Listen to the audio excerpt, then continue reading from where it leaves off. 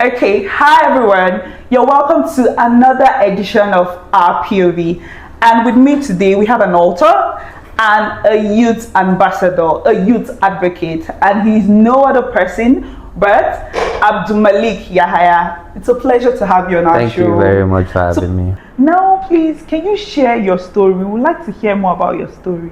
I was 15 at that time when there was a family instability between my dad and my mom, and that led me to start looking for an escape, and the more I tried to look for means to cope, the more it became easier for me to be influenced by peers.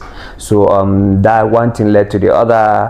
One of my friends in school, handed me a bottle of codeine and a tablet of Refnol, and he was like, oh, this is going to solve your worries, because at that time I had already told him about my problems and all. So when I tried it, that was the beginning of it. I got hooked for like 15 years. I was in SS2 when I started, and for 15 years I've been in it, and that really made me, when I decided to seek for help, it now made me realize that, see, I need to document this, right? I need to write this for every other person, so that whoever that is going through it should know that, first and foremost, there's a way out. Secondly, they are not the only ones going through it. And I started writing down my thoughts. I started writing down my experiences. I started writing down my goals and my visions. So that was when I was in a detox ward. Like I mentioned, I sought for help, and yeah, now we are here. So what was it like going to the rehab?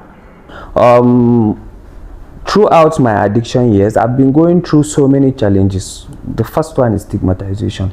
Stigmatized by family, by people around you, looking at you like you have a moral failure, you have like a moral compass, you have immorality and all. So I had an episode of outbursts. I was just angrily asking so many questions, specifically to my family members, like how they are treating me and all. So they decided that, oh, let's take this person to the detoxification ward. Maybe I was high enough, and it was the drugs that was affecting me. But when I realized that, okay, I'm here, I saw the need. I saw that is purposeful, and I opted to go for rehabilitation. So how it works is that you go for detoxification for a month, and then rehabilitation for like 3 months. So yeah, when I was in the detox ward, I made the decision to leave and then go through the rehabilitation.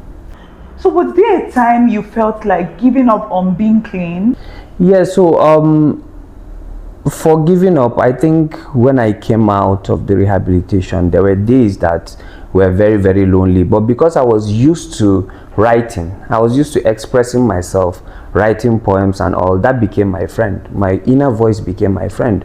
And when I made the decision, in fact, many people, when they are going through drugs, they think that, oh, I'm going through this, and then I want to go out, but don't know how to go out, because they are trapped by the drugs. Like I used to say, it's drug abuse is like a key that you open a door and come in, and then you lock, and all of a sudden you look for the key and see the key outside. So you are locked out, or you are locked in, and you can't go out because the key is outside. So a lot of people try to give up when they come out of rehabilitation, but I think what really stuck to me the most is the fact that I made a solemn promise to myself.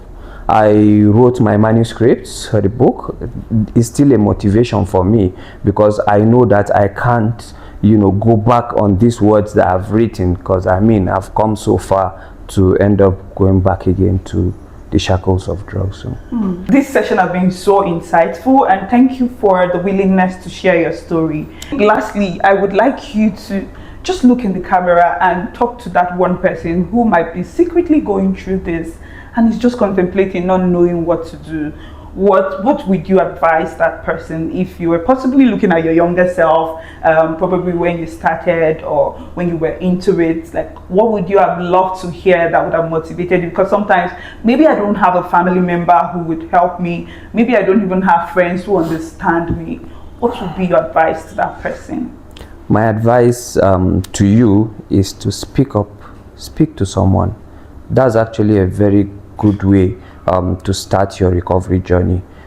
You have mentors. If you have no one to talk to, you have your teachers. If you don't have teachers to talk to, you have your friend, that one person you look up to in your area that you can approach and talk to him in a way that you tell him that you want to quit this thing you are doing and you want to get out of it. And trust me, there are a lot of institutions out there looking for people like you to help you, to make you understand what's going on in your brain and make you into something that you dreamed to be when you were a kid. So please and please and please stay off drugs. Thank you so much for that beautiful advice and for your beautiful story that you've shared. We're truly grateful. And so you've heard it all. It is important that you speak up. Speak up. Don't keep it with yourself. Don't keep it within yourself. So many persons are there to help you. You have your family, you have your friends, and also you have institutions that are ready to help you. So this is another insightful section of our POV. Ensure to follow us, like, comment, and stay tuned for our next episode. Thank you.